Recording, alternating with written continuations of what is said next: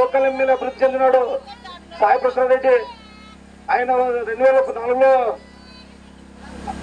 MLA ticket నా మాదిరిగా పోటీ చేసేటప్పుడు ఆయన ఆస్తిపాస్తులు ఎంతుందో ఒక్కరు ఆలోచించండి.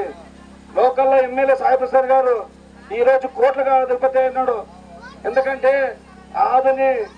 ఆదంలో అవినీతికి అడ్డ అయిపోయింది. మళ్ళీ దాన్ని ఈ 3 సార్లు మనం ఎమ్మెల్యేగా గెలిపించినాము.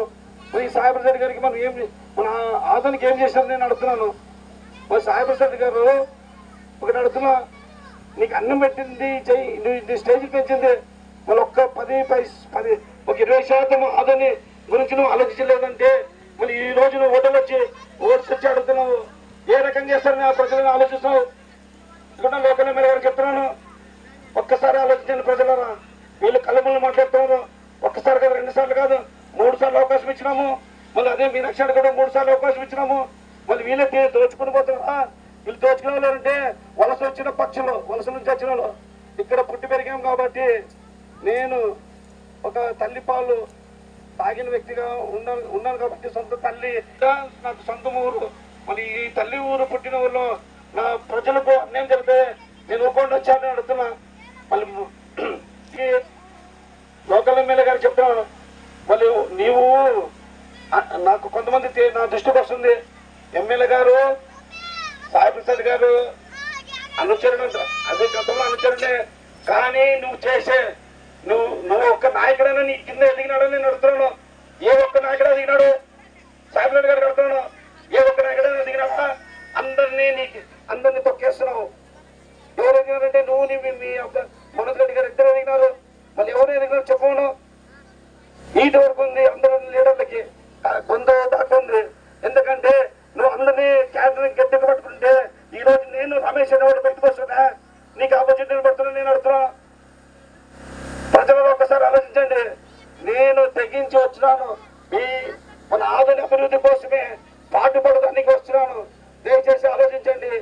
ఈ ఆదాయ గడి మీద పుట్టిన సాక్షి చెప్తున్నాను. నేను ఆదంలోనే ఖచ్చితంగా కాంగ్రెస్ పార్టీ గెలుస్తుంది. ఇది తల్లి పార్టీ. ఈ తల్లి పార్టీ నుంచి వచ్చిన పిల్ల పార్టీలు ఇవన్నీ గాలి పట్టుకుపోతాయి ఈ తల్లి పార్టీ నుంచి. ఎందుకంటే అభివృద్ధి చేయాలంటే కాంగ్రెస్, మళ్ళీ తర్వాత మనకు ఏమైనా చేయాలంటే కాంగ్రెసే.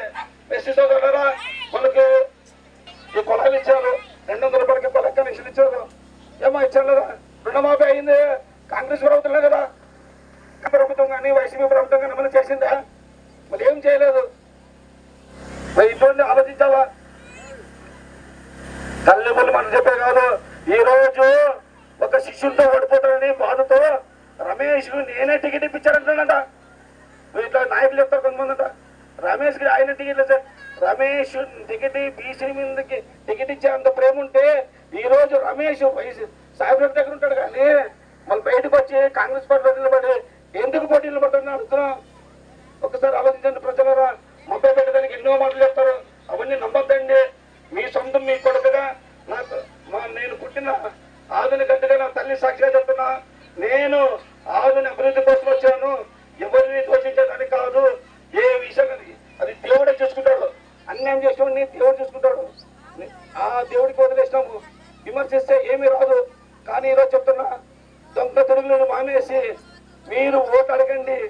అంతేగాని ఎంతమంది ప్యాకేజీలు తీసుకుంటారో సిగ్గు చెట్టారా? ఇదే టీడీపీ ప్రభుత్వము, మీనాక్షి నాయుడు, బీజేపీ వచ్చింటే అంత ప్యాకేజీలు తీసుకుంటారు. సిగ్గు లేదా మీకు? సీమ రక్తం లేదని అడుగుతున్నా. మళ్ళీ ఈరోజు మళ్ళీ ప్యాకేజీలు తీసుకుంటే సపోర్ట్ చేసేది, ప్యాకేజీలు తీసుకోలేకపోతే ఉన్నది. అంటే మీరు ప్యాకేజీలు తీసుకుంటే ప్రజలు ఓట్లేస్తారా? వాళ్ళ డబ్బులు తీసుకుంటే మీరు ఓట్లేస్తారా?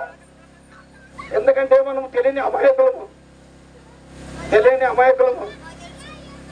ఠాకూర్లో ఒక డైలాగ్ ఉంది, ఏమని? వీళ్ళు ఎంత తెలుగు ఫూల్స్ అంటాడంటే బీజేపీ అంటే మనం ఎంతంటే మనం నమ్మితే ప్రాణం ఇస్తాము. మనకి కళ్ళము. నేను అస్తము గుర్తుతో ఖచ్చితంగా గెలిచేది మనమే. ఈరోజు రమేష్ యాదవ్ గెలుస్తున్నాడు.